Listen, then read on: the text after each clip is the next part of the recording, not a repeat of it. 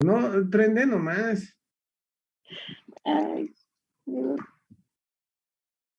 En tu cama. sí. Está bien. Lo importante es pasar la clase. Yo igual estoy en estado casi comprometido de conciencia. Prende tu cámara, Fabiana. ¿Dónde está la famosísima Alejandra? Lo que les doy en teóricas es muy... Y va viendo, eh, cuando va viendo al paciente, va, mm, va aplicando esto que les voy enseñando y se les hace muy fácil aplicar en el paciente y va desmenuzando las cosas y va aplicando en el paciente y se va dando cuenta que lo que les enseño es muy aplicable, muy aplicable a la teoría.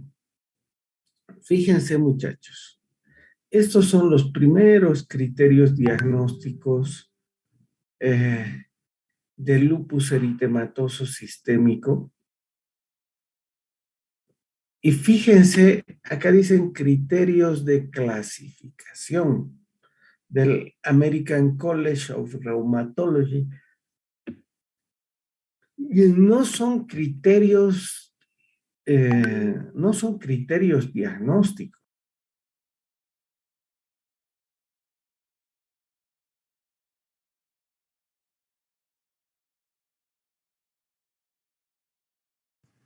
Disculpe. Doctor, su micrófono está apagado.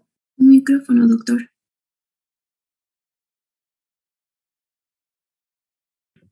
Ahora, Ahora sí, doctor.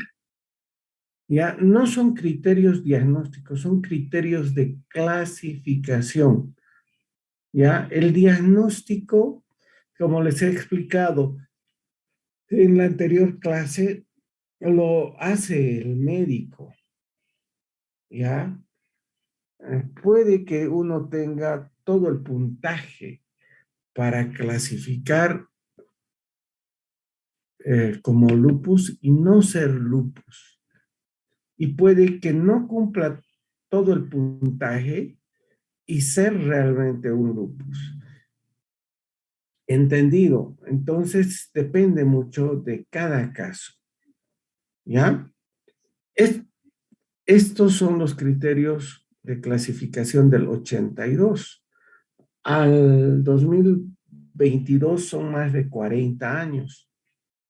Artritis, fotosensibilidad, rash malar, rash discoide, úlceras orales, serositis, compromiso renal, tienen prácticamente la mitad de los pacientes, compromiso hematológico, más de la mitad de los pacientes, compromiso del sistema nervioso central, que en ese tiempo era psicosis o convulsiones, un cuarto de los pacientes, antinuclear positivo, 98% de los pacientes.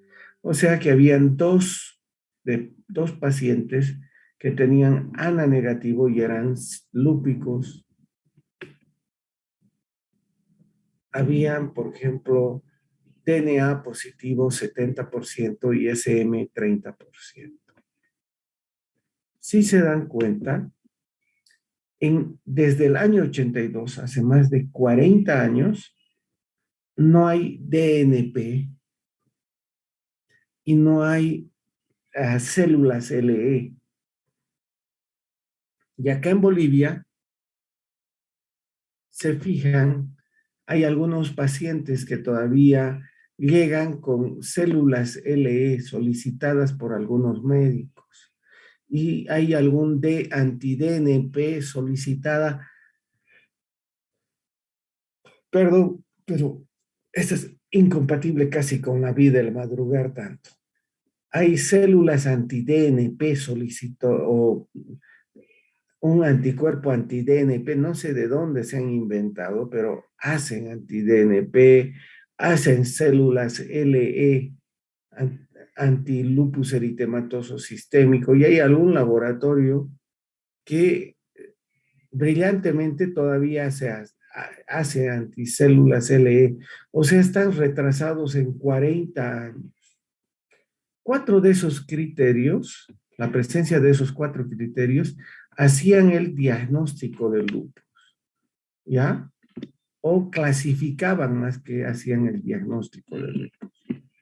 Y eso, muchachos, tenía ciertas desventajas, así que el 2014 la Asociación de Lupus se reunieron, discutieron y salieron los nuevos criterios de diagnósticos. Y en vez de ser los famosos 11 criterios, subieron a 17 y mantuvieron 4 como criterios.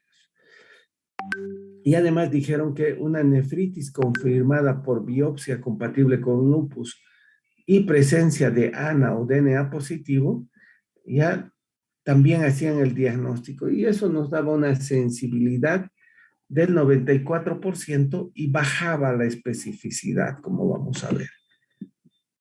Entonces ahí ya detallaron mucho más en los criterios de clasificación.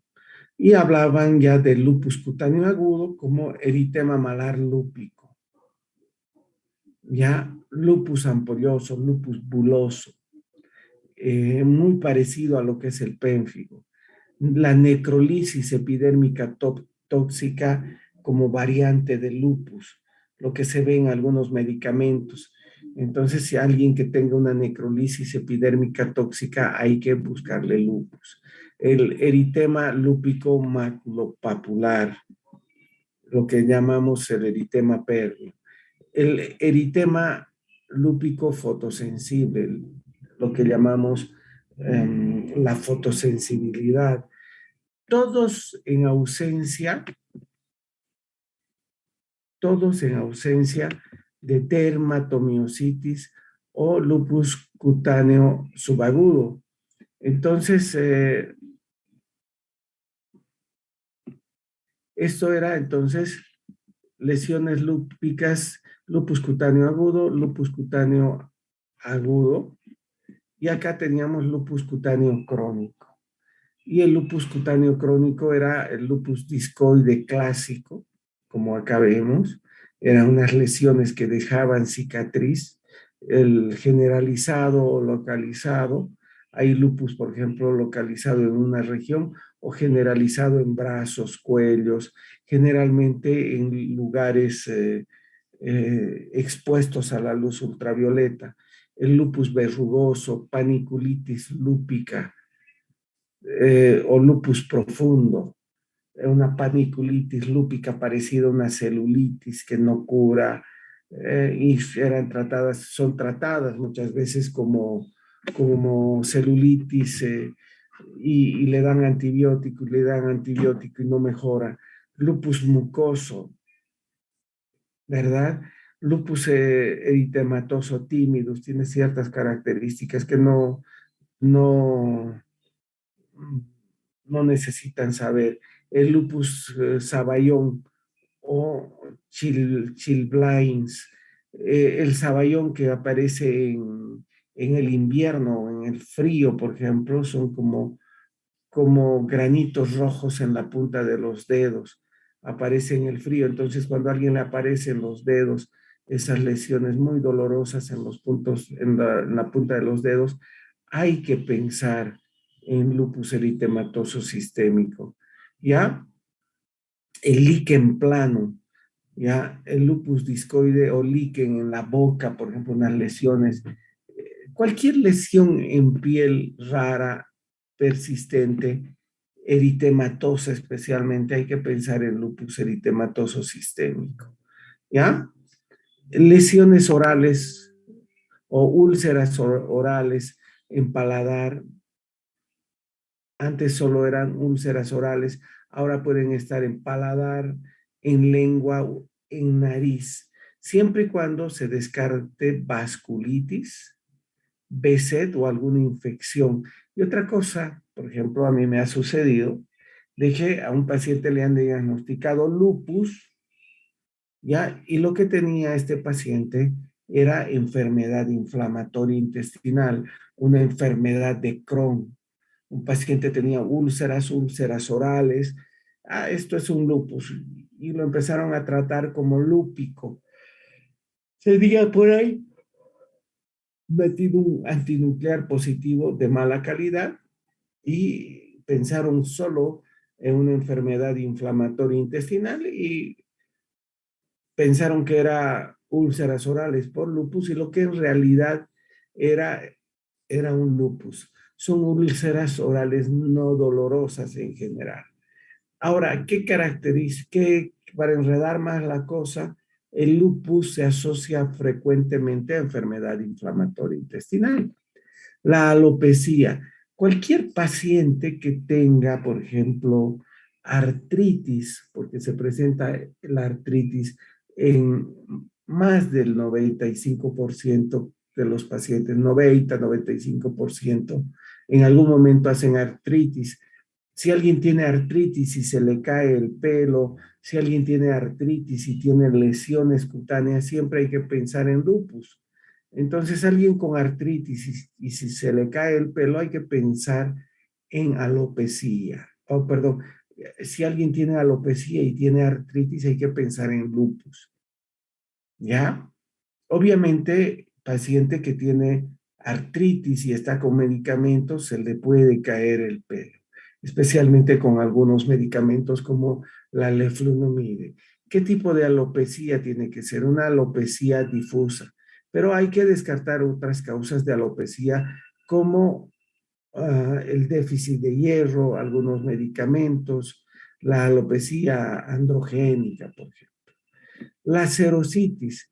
Antes era serositis y solo si uno comprobaba por un ecocardio o un derrame pleural. Los que están haciendo práctica conmigo, Adriana, hemos visto, hay alguna paciente que el otro día ha asistido a la consulta, una paciente que estaba bastante mal, que solo tenía derrame pleural y pensaron en tuberculosis, ¿verdad? Y estaba siendo tratada como tuberculosis. Y lo único que tenía era una serositis, un derrame pleural, un derrame pericárdico, y lo único que tenía era lupus. ¿Ya? Entonces una serositis con pleuritis. Ahora, clínicamente se puede hacer el diagnóstico de pleuritis. Pleurosía típica de más de un día o derrame pleural con frote pleural o pericardio o dolor pericárdico típico, el que se pone en plegaria de maometana, ¿ya?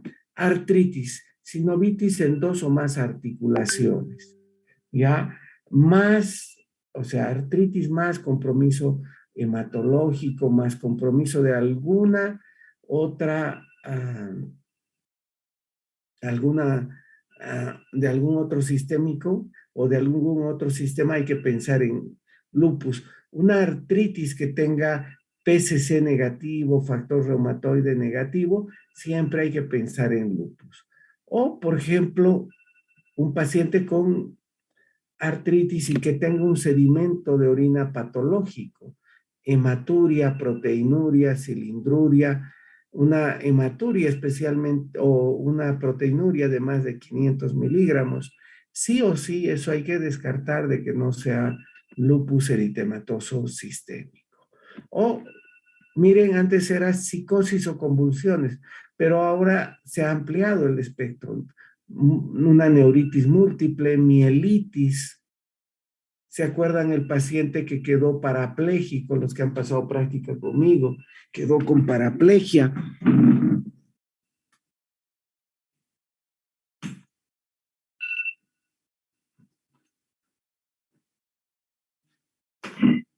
Nuestro paciente quedó parapléjico, un paciente joven, sin ningún motivo quedó parapléjico, no podía mover los pies de la cintura para abajo, tenía compromiso de esfínteres.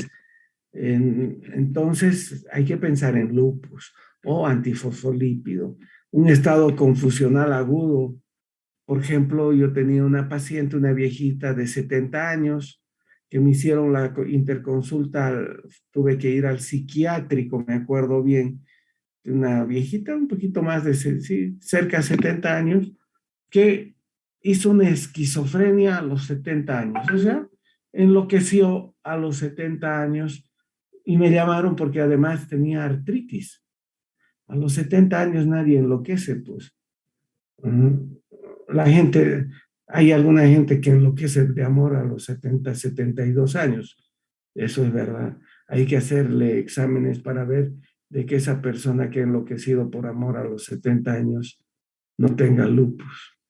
Hay alguna gente que sí ha enloquecido a esa edad por amor a los 70 años. Puede llegar hasta el suicidio a veces.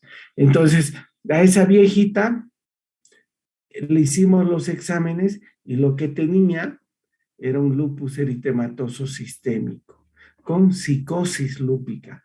Entonces a esa viejita le hicimos tratamiento de lupus y salió del psiquiátrico, pero absolutamente normal. Y su psicosis, o sea, su supuesta esquizofrenia no era esquizofrenia, era una psicosis por lupus. Anemia hemolítica, leucopenia o linfopenia, leucopenia menos de 4,000. Ahora, estos 4,000 blancos siempre tienen que estar en el contexto de lupus, porque mucha gente puede tener 3,500 y ser absolutamente normal. Es más específico la linfopenia menos de 1,000. Ya, trombocitopenia, anticuerpos antinuclear positivo, anti-DNA positivo, anti-SM. Mucha gente, más del 10% de las personas mayores de 60 años tienen antinuclear positivo. Y el 5% de la población en general puede tener antinuclear positivo. No por eso tiene lupus. Ya, y vamos a ver el valor del antinuclear en un momento. Anti-SM positivo, y después estaban los antifosfolípidos, anticoagulante lúpico, BDRL falso positivo, anticardiolipinas y el cofactor anti-beta-2 glicoproteína 1. El complemento y entraba como criterio diagnóstico, baja del complemento. Adriana, ¿por qué está bajo el complemento en el lupus? Adriana Alejandra Torrico Peredo, tú que eres mi pariente debes saber. ¿Por qué está bajo el complemento? Alejandra Torrico, comprendido.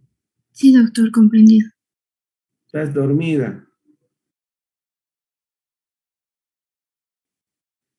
CUMS directo positivo, es otra de las manifestaciones. Acá tenemos un cuadro que no vale la pena que ustedes lo estudien, esto es simplemente para tenerlos, es una charla que di a especialistas y hacíamos la comparación de los criterios, de los 11 criterios con los 17 criterios, en qué habían variado en esa época, ¿verdad? Y básicamente era muy poca la variación. Había, ¿qué se llama aquí? Se había aumentado los antifosfolípidos, se había aumentado el complemento, como les dije, se había agregado el CUMS. Y como todavía había gente descontenta y se vio que no era de lo más perfecto, el 2019 ya entraron los criterios de clasificación del lupus de EULAR, que es la Liga Europea de Lupus Eritematoso Sistémico, y del American College. O sea, esto es, entre comillas, relativamente reciente. ¿Ya? Y fíjense, el 2019 se publica, hay el consenso mundial prácticamente, porque en el American College están los expertos mundiales de lupus, más que en la Liga Europea, pero el American College, por ejemplo, hay profesores chilenos, hay profesores argentinos, los más destacados son nombrados profesores de del Colegio Americano de Reumatología. Yo tengo dos amigos, muy amigos míos, profesores chilenos que son miembros del American College. Tengo un amigo argentino que es miembro o profesor del American College, Bernardo Ponce Estel, está Loreto Mazardo, está Sergio Iacobelli. Son profesores del American College, o sea, el máximo honor en el mundo es ser miembro del American College. Entonces, este es un consenso mundial del lupus. Y lanzan los nuevos criterios de clasificación. ¿Y qué características tienen? Reflejan el pensamiento actual sobre el lupus. Utilizan una metodología rigurosa con aportes multidisciplinarios e internacionales. O sea, acá ya no son solo los americanos, también entran los europeos y hay chinos, hay hindús, hay, no sé, rusos, que son miembros, por ejemplo, de la Liga Europea o del American College, que intervienen como expertos mundiales. Y multidisciplinario, porque también invitan a nefrólogos, hematólogos, y sacan un consenso sobre el lupus. Usan criterios como criterio de entrada antinuclear positivo, pero no se olviden que esto es criterio de clasificación, no de diagnóstico. Agrupan jerárquicamente a los criterios o criterios de clasificación y les ponen un puntaje. Esto es bien importante porque antes el tener alopecia tenía el mismo puntaje que tener una nefropatía lúpica. Entonces ahora no tiene el mismo puntaje tener una nefropatía lúpica que tener la caída del pelo. ¿Ya? ¿Cuáles son los objetivos de estos nuevos criterios de clasificación? Diagnosticar la enfermedad a personas con lupus verdaderos, o sea, son más específicos. No diagnosticar lupus en casos de enfermedades imitadoras. Acá son más específicos y más sensibles. ¿Ya? Determinar cuantitativamente la importancia de cada síntoma, o sea, le dan valor a cada síntoma. No es lo mismo tener artritis que tener nefritis. Permitir el diagnóstico de la enfermedad lo más temprano posible, o sea, el diagnóstico es más precoz, más sensible, más específico, ¿ya? Y además le da uno un verdadero valor a cada síntoma. Permite el diagnóstico en niños. Antes era muy enredado dar el diagnóstico de lupus en niños. Y han visto, los que han hecho práctica conmigo, nos ha llegado un niño, le hemos hecho el diagnóstico, hemos visto que tenía una nefritis lúpica, le hemos mandado a la nefróloga, hemos hecho una niña, hemos hecho todos los puntajes y le hemos chicoteado con ciclofosfamida. Estos son los criterios de clasificación del lupus aceular. Y este criterio de entrada, antinuclear positivo 1 en 80. Y acuérdense que a veces nos llegan pacientes con 1 en 40 positivo. Eso no sirve. Eso es negativo. 1 en 40. Así que pregunta de examen. Paciente con lupus eritematoso sistémico o con antinuclear 1 en 40 positivo. Ahí ese no es lupus. ¿Sí? Paciente que ha sido diagnosticado con lupus eritematoso sistémico, con anticuerpos antinucleares positivos 1 en 40.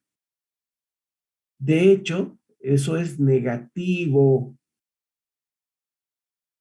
Así que cuidado con que les pregunte eso. Para pensar en lupus tiene que ser 1 en 80 o más, ¿ya? O una prueba equivalente positiva por ELISA de buena calidad o su equivalente. El látex positivo no sirve. Antinuclear látex positivo. ¿Dónde estás queriendo ir, Alejandra? Te estoy chequeando completamente y te estoy mirando a los ojos. O es tu perrito que se está hable la existencia de otra explicación distinta al lupus.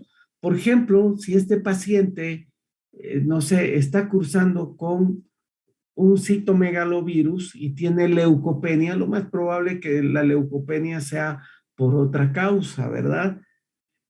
Entonces no hay que ir a sumar todo como si fuera todo por el lupus.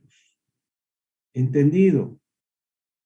Si este paciente con 1 en 80 positivo y está con poliartralgias, y además está con una infección por un virus, uno le va a poner, mira, tiene artritis, pero sin embargo ese dolor articular no es pues por lupus, es por otra causa. La aparición de un criterio en al menos una ocasión es suficiente. Por ejemplo, si alguien tuvo trombocitopenia hace 5 años y está bien certificada porque tuvo una púrpura trombocitopénica idiopática, ese es un criterio ya, un puntaje y listo. ¿Ya? Si después aparece otra vez trombocitopenia, no pongan un punto y otro punto como otra, si vuelve a tener trombocitopenia. Se requiere al menos un criterio clínico.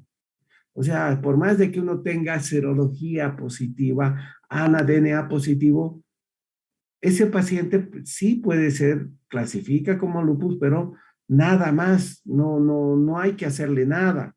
Los criterios no tienen que ocurrir simultáneamente. Lo que decíamos, se suman a lo largo del tiempo. Dentro de cada dominio, solo cuenta el criterio ponderado de más alto puntaje.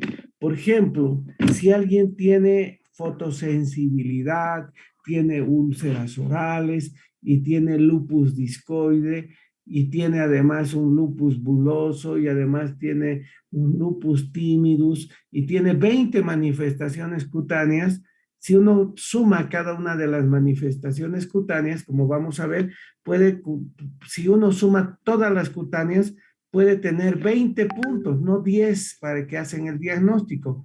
Clasifica como lupus una puntuación de 10 o más, ¿ya? Pero si tiene 10 puntos solo a nivel cutáneo, por ejemplo, alopecia, úlceras orales, lupus cutáneo agudo, lupus cutáneo crónico, etcétera, etcétera, solo el de más puntaje cuenta. Entonces, en este caso, si alguien tiene alopecia y tiene lupus cutáneo agudo con fotosensibilidad, el único que cuenta es este puntaje de 6. La fiebre acá cuenta como 2 puntos. Artritis cuenta como 6. Entonces, si alguien tiene eritema malar en alas de mariposa más artritis, ahí ya tenemos 12. Pero no se olviden que tiene que tener de entrada antinuclear positivo. ¿Ya? Antinuclear positivo más eritema malar en alas de mariposa con fotosensibilidad y artritis igual lupus. Por ejemplo, si alguien está con psicosis y convulsiones, cuenta la convulsión como 5 puntos. Más artritis, ya eso es lupus.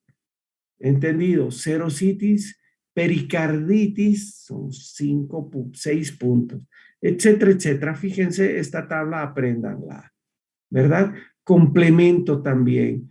Antifosfolípidos también están dentro de los criterios. Fíjense, DNA o SM tiene 6 puntos. O sea, alguien con DNA positivo y artritis ya es un lupus 100%. Pero siempre y cuando sean de buena calidad, han visto los que pasamos práctica. Hay gente que tiene por ELISA a partir de 1 o de 10 positivo y tienen 10.5 o 11. Eso no es positivo. Tienen que ser el doble o más. Acá tenemos la comparación de los criterios del 84, del 2014 y del 2019. Y se van comparando. Fíjense, acá es hecho por el reumatólogo de base, por ejemplo, el doctor Gareca, y ha sido validado, por ejemplo, en la central, que es, y la central, ¿dónde? La central, por ejemplo, mis amigos expertos de lupus de Chile mismo, ya que es la central para Latinoamérica. Entonces, fíjense, acá está la sensibilidad, acá está la especificidad, sensibilidad y especificidad. ¿Ya? Miren cuál era el problema de los criterios del 84, que han sido validados recién en el 97. Eran, en general, ya, poco sensibles, pero muy específicos. O sea, había mucho paciente con lupus que salía del diagnóstico. O sea, no captábamos a todos los lúpicos, más o menos un 80%, pero cuando se captaba lupus, era 100% casi lupus, no, hasta un 97% sí eran lupus. O sea, pero solo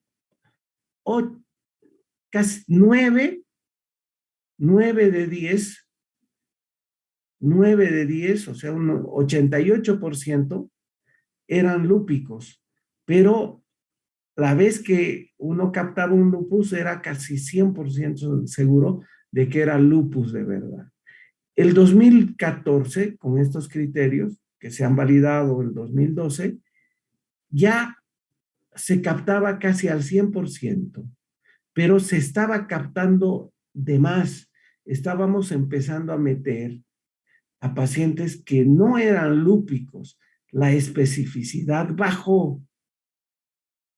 Es por eso que el 2019 el American College y el EULAR crean estos nuevos criterios. Y estos ya tienen un 99% de sensibilidad y tienen un 98% de especificidad. Por lo tanto, fíjense, acá mejora la sensibilidad, o sea, captan casi a todos los lúpicos, y la vez que dicen con estos nuevos criterios del 2019, la vez se capta a casi todos los lúpicos y la vez que se capta, sí son lupus. ¿Entendido?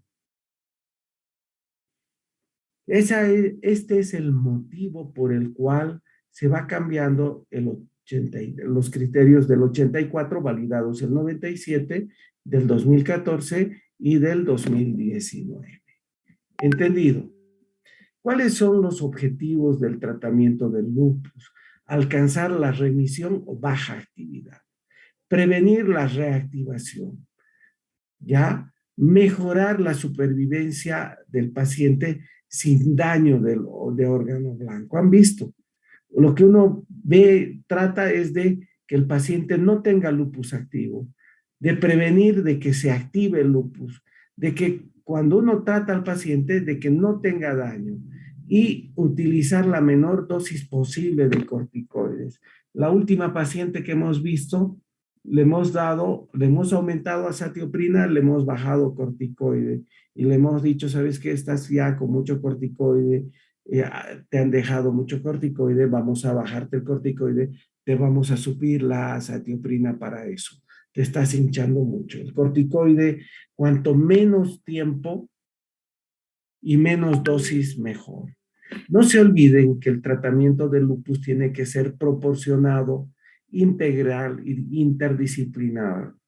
Proporcionado, ¿qué significa? A grandes males, grandes tratamientos. A pequeños males, pequeños remedios.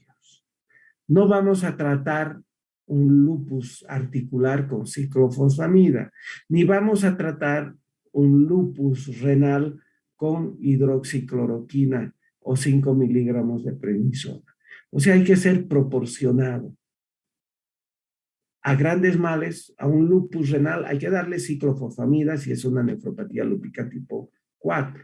Integral, no solo hay que tratar el riñón, no solo hay que tratar el sistema nervioso central, no solo hay que tratar la piel, hay que tratar en forma integral, interdisciplinario, no multidisciplinario.